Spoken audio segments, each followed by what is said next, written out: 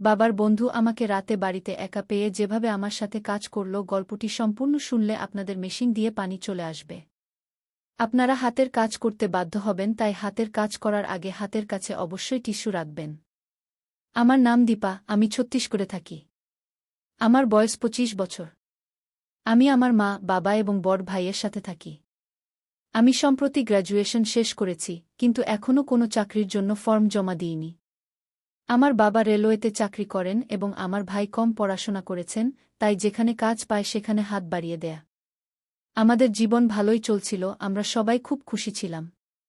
কিন্তু আমাদের সাথে এমন কিছু হতে চলেছে যা আমরা কখনো কল্পনাও করিনি। একদিন বাবার ট্রান্সফার কানপুরে হয়ে গেল, যার ফলে আমাদের বাড়ি ছেড়ে কানপুরে যেতে হলো। এখন আমরা কানপুরে একটি ভাড়া বাড়িতে থাকি। আমি ভেবেছিলাম এখন আমি কিছু কাজ করব এবং পরিবারকে সাহায্য করব। চাকরি খুঁজতে এদিক ওদিক ঘুরে ক্লান্ত হয়ে গেলাম, কিন্তু কোনো চাকরি পেলাম না। আমি মন খারাপ করে বাড়ি ফিরে এলাম।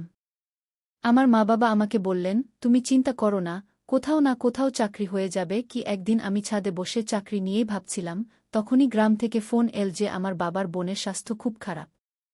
আমি এই কথা মাকে বললাম, শুনে মা এবং ভাই তাড়াতাড়ি গ্রামের দিকে চলে গেলেন।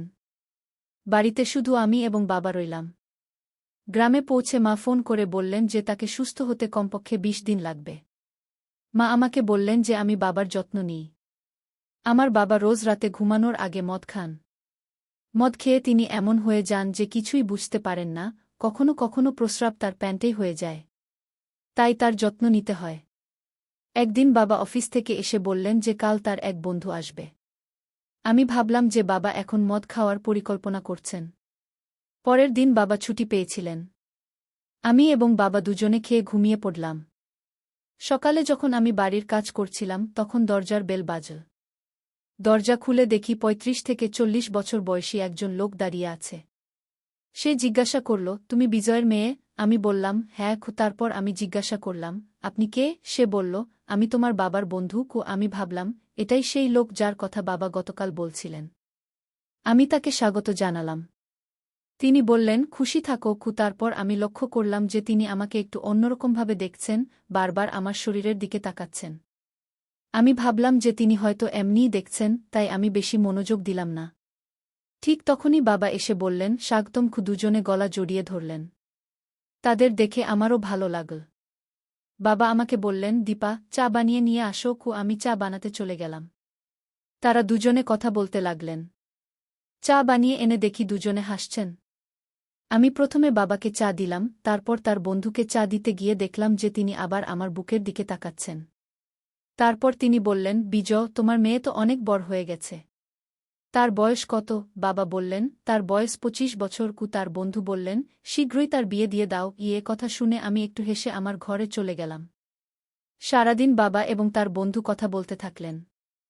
সন্ধ্যা হতে হতে আমি ভাবলাম যে আজ তারা দুজনে পার্টি করবেন। বাবা আমাকে বললেন, দীপা, পেঁয়াজ কেটে এবং নমকিন এক প্লেটে নিয়ে আসো। আমি দেখলাম যে বাবা মদের বোতল বের করে তার সামনে রেখেছেন। তারা দুজনে টেবিলে বসে খাওয়া দাওয়া করতে লাগলেন। আমার ভয় হচ্ছিল যে বাবা বেশি মদ পান করবেন না তো। দুজনে মিলে ধীরে ধীরে পুরো বোতল শেষ করে ফেললেন। দুজনেই নেশা ছিলেন, কোনো কিছুর খেয়াল করছিলেন না। আমার বাবা তো রোজ পান করেন, তাই কোনোভাবে তাকে ঘরে নিয়ে গিয়ে শুইয়ে দিলাম। কিন্তু তার বন্ধুর নেশা এত বেশি হয়েছিল যে তিনি তার বাড়ি ফিরতেও পারছিলেন না। আমি তাকে বাবার সমতুল্য ভেবে ভাবলাম যে আজ বাবার সাথে ঘরেই শুইয়ে দিই। তাকে ঘরে নেওয়ার চেষ্টা করলাম, কিন্তু তার ওজন এত বেশি ছিল যে আমি তাকে নিয়ন্ত্রণ করতে পারছিলাম না। তিনি নিজের মধ্যে কিছু বকছিলেন, অনেক চেষ্টা করেও তিনি উঠতে পারছিলেন না। আমি ভাবলাম, আরেকবার চেষ্টা করি। খুব কষ্ট করে তাকে উঠাতে লাগলাম, তিনি হঠাৎ তার দুটি হাত আমার কোমরে রাখলেন। আমি ভাবলাম যে তিনি বেশি নেশায় আছেন তাই এমন করছেন, কিন্তু তিনি ধীরে ধীরে তার হাত আমার পিছনে রেখে জোরে চাপ দিতে শুরু করলেন। আমি বললাম, আঙ্কেল, আপনি কি করছেন? এবং তাকে হঠাৎ ধাক্কা দিলাম। তিনি সোফায় পড়ে গেলেন। আমি ভাবলাম যে তিনি বেশি নেশায় আছেন তাই এমন করছেন, তার তো কিছুই দেখা যাচ্ছিল না। তার আচরণ দেখে আমি ভয় পেয়ে গেলাম, তাড়াতাড়ি তাকে সোফায় শুইয়ে দিলাম এবং একটি চাদর দিয়ে ঢেকে দিলাম। তারপর আমি আমার ঘরে গিয়ে ঘুমিয়ে পড়লাম। ঘুমানোর সময় আমি ভাবছিলাম যে আঙ্কেল বেশি নেশা ছিলেন, তাকে ধাক্কা দেওয়া উচিত হয়নি। তিনি তো আমার বাবার বয়সী। সকালে আমি তাড়াতাড়ি উঠে দেখলাম বাবা এবং তার বন্ধু দুজনেই ঘুমাচ্ছেন। চা বানিয়ে তাদের জাগালাম এবং চা খেতে দিলাম। দুজনের মেজাজ ফ্রেশ হয়ে গেল। বাবা ডিউটির জন্য প্রস্তুত হতে লাগলেন। তিনি আমাকে বললেন, যাও, নাস্তা বানিয়ে নিয়ে আসো। ও আমি নাস্তা বানিয়ে নিয়ে আসতেই দেখলাম বাবার বন্ধু বারবার আমার বুকের দিকে তাকাচ্ছেন। আমি বুঝতে পারছিলাম না কেন তিনি এমন করছেন। আমি আমার দৃষ্টি নিচে নামিয়ে নিলাম। হঠাৎ ফোন বেজে উঠল।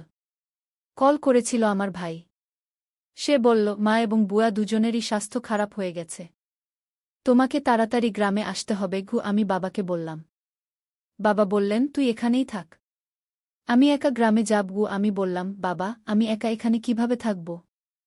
আমি একটা মেয়ে, আমার ভয় লাগছে। বাবা বললেন, তুমি ঘাবড়াবে না। আমার এই বন্ধুর ছুটি আছে। তাকেও একটা রুমের দরকার। যতক্ষণ আমি গ্রাম থেকে ফিরে না আসি সে এখানেই থাকবে। বাবার বন্ধু বললেন, ঠিক আছে। বাবা বললেন, আমার কোনো রকমের সমস্যা যেন না হয়। আমার মেয়ের দিকে খেয়াল রাখবে। বাবার বন্ধু বললেন, বিজয়, তুমি ফিকির করো না। আমি তোমার মেয়েকে আমার মেয়ের মতো দেখভাল করব। এরপর বাবা গ্রামে চলে গেলেন। বাড়িতে শুধু আমি এবং বাবার বন্ধু রইলাম। আমি সেই আঙ্কেলকে বললাম, আমি খানা বানাতে যাচ্ছি। তারপর আমরা দুজন এক জায়গায় বসে খাব। আঙ্কেল বললেন, ঠিক আছে। আমি খানা বানিয়ে নিয়ে এলাম এবং আমরা দুজন বসে খেতে লাগলাম। খাওয়ার সময় আঙ্কেল বারবার আমার দিকে তাকাচ্ছিলেন। তিনি বললেন, দীপা বেটি, তুমি খুব সুন্দর লাগছো। আমি ধন্যবাদ দিলাম। তারপর আমি বললাম, আঙ্কেল, আপনি কাল রাতে অনেক বেশি মদ খেয়েছিলেন। তিনি হেসে বললেন, দীপা, আজ থেকে একটু কম খাব। কিছুক্ষণ পর সন্ধ্যা হয়ে গেল। আঙ্কেল বললেন, দীপা, আমার জন্য এক প্লেটে পেঁয়াজ আর নমকিন নিয়ে আসো। আমি বুঝে গেলাম আঙ্কেল আবার মদ খাওয়ার মনস্থ করেছেন। বাবার মতোই এদেরও রোজ রাতে মদ খাওয়ার অভ্যাস হয়ে গেছে। আমি নমকিন আর পেঁয়াজ নিয়ে এসে দিলাম। আমি জিজ্ঞেস করলাম, মদে এমন কি আছে যা আপনি রোজ খান? আঙ্কেল বললেন, হ্যাঁ, এটা খেতে খুব মজা লাগে। আমি বললাম, সত্যি? তিনি বললেন, দীপা, একবার তুমিও এটা খেয়ে দেখো। আমি আগেই কয়েকবার বলেছিলাম, আঙ্কেল, না, আমি মদ খাব না। কিন্তু আঙ্কেল খুব জিদ করতে লাগলেন। শেষে আমি রাজি হয়ে গেলাম। আমি আর আঙ্কেল দুজন একসাথে বসে গেলাম। তিনি আমাকে এক গ্লাস মদ দিলেন এবং আমি খেয়ে নিলাম। মদ খেতেই আমার মাথা ঘুরতে লাগল। আঙ্কেলও খেতে লাগলেন। এভাবে আমরা দুজন মিলে পুরো বোতল শেষ করে বসলাম। আমার মাথা ঘুরতে লাগল। আমি ঠিকভাবে দাঁড়াতেও পারছিলাম না। আমি দেখলাম আঙ্কেল পানি খেতে উঠেছেন। আমার চোখের সামনে সব কিছু ঝাপসা দেখাচ্ছিল। আমার মাথা খুব ঘুরছিল। আঙ্কেল আমার কাছে এসে বললেন, দীপা বেটি, তুমি চিন্তা করো না। তোমার মা আর বুয়া দুজনেই ঠিক হয়ে যাবে। তারপর তিনি আমাকে জড়িয়ে ধরে শক্ত করে চেপে ধরলেন। দুটো হাত আমার কোমরে রেখে বললেন, বেটি, তুমি নিশ্চিন্ত থাকো। আমি তোমার সাথে আছি। আমি নেশা ছিলাম, তাই কোনো রকমে তার সাথে কথা বলতে পারছিলাম। এত বেশি নেশায় ছিলাম যে ঠিকভাবে হাঁটতেও পারছিলাম না। আমি পড়ে গেলাম। আঙ্কেল আমাকে কাঁধে করে তুলে তার রুমে নিয়ে গিয়ে শুইয়ে দিলেন। দরজা বন্ধ করে দিলেন। আমাকে একটা কম্বল দিলেন এবং নিজেও কম্বলের নিচে চলে এলেন। আমরা দুজন বিছানায় শুয়ে কম্বল মুড়ি দিয়ে ঘুমিয়ে পড়লাম। আঙ্কেলের খুব ঠান্ডা লাগছিল, তাই তিনি আমাকে শক্ত করে জড়িয়ে ধরলেন। আমার অবস্থা আরও খারাপ হতে লাগল। আমি বেশি নেশা ছিলাম এবং কিছু বুঝতে পারছিলাম না। তারপর কখন ঘুমিয়ে পড়লাম তা জানতেও পারলাম না। সকালে ঘুম থেকে উঠে দেখলাম আমার হাত পা খুব ব্যথা করছে। আমি দেখলাম আঙ্কেল আমার পাশেই ঘুমাচ্ছেন। তিনি সম্পূর্ণ কাপড় খুলে শুয়ে আছেন। আমি ভয়ে কেঁপে উঠলাম। তারপর দেখলাম আমারও অর্ধেক কাপড় খুলে গেছে। আমি আরও ঘাবড়ে গেলাম। বিছানা থেকে নামতেই আমার খুব জোরে ব্যথা হতে লাগল। পুরো শরীরে ব্যথা ছিল। আমি তাড়াতাড়ি কাপড় পরে হাঁটার চেষ্টা করলাম, কিন্তু ব্যথায় হাঁটতেও খুব কষ্ট হচ্ছিল। আমি বুঝে গেলাম রাতে আঙ্কেল আর আমার মধ্যে কিছু অন্যায় হয়েছে। আমি ভয়ে কাঁদতে লাগলাম এবং মনে মনে ভাবতে লাগলাম, যদি পরিবারের লোকজন জানতে পারে তাহলে আমি কি করব। তারপর আমি তাড়াতাড়ি গোসল করে প্রস্তুত হয়ে গেলাম। বাইরে এসেই দেখলাম আঙ্কেল সেখানেই আছেন। তিনি আমাকে জিজ্ঞেস করলেন, কাল রাতের মদ কেমন লাগল? ঘুম কেমন হলো? আমি বললাম, আমি মদ্যপান করে খুব বড় ভুল করে ফেলেছি। চাচা বললেন, কিছুই হয়নি, আমি তো গত রাতে খুব মজা পেয়েছি। এটি আমার জীবনের সবচেয়ে বড় দিন ছিল, এমন দিন আর কখনো আসবে না। সত্যি, আমি খুব ভালো লাগল। আমি সব বুঝে গেলাম। শুনে আমি আমার ঘরে চলে গেলাম। আধা ঘণ্টা পর বাবা ফিরে এলেন। বাইরে আসার সাথে সাথেই বাবা বললেন, মা এবং বোনের অবস্থা এখন ঠিক আছে। তারপর বাবা চাচাকে জিজ্ঞাসা করলেন, আমার মেয়ে কি তোমাকে কোনো অসুবিধা দিয়েছে? চাচা হেসে বললেন, না, দীপা তো খুব শান্ত ও সরল। সে আমাকে একদমই অসুবিধা দেয়নি। আমি সব বুঝে গেলাম। আমি আমার ঘরে চলে গেলাম।